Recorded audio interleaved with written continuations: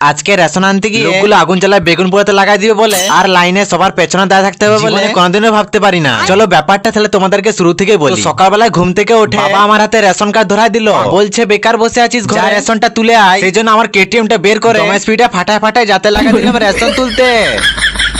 আসে দেখি রেশন তোলার জন্য অনেকজন লোক আগের থেকে লাইন দিয়ে আছে আর আমি একেবারে সবার লাস্টে দাঁড়ায় আছি। তারপরে একে দেখে নেই আমার থেকে আগে লাইনে দাঁড়ায় আছে, আমার দিকে তাকায় দমে হাসছে। তারপরে রেশন কার্ডটা হাতে নিয়ে যখন আমি দাঁড়ায় দেখি না এত রাতে লোকগুলো খালিটা আঠি খঞ্চা দিয়ে আগুন লাগাই দিয়েছে, কিন্তু পরে জানতে পারি যে এখানে বেগুন পুড়ানো হচ্ছে।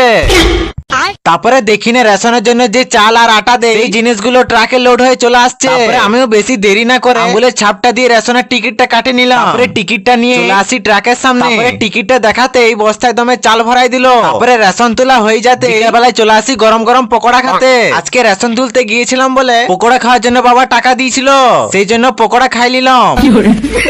এরকম আমার নতুন নতুন ভিডিও পেতে চাইলে অবশ্যই আমাকে সাবস্ক্রাইব করে নাও।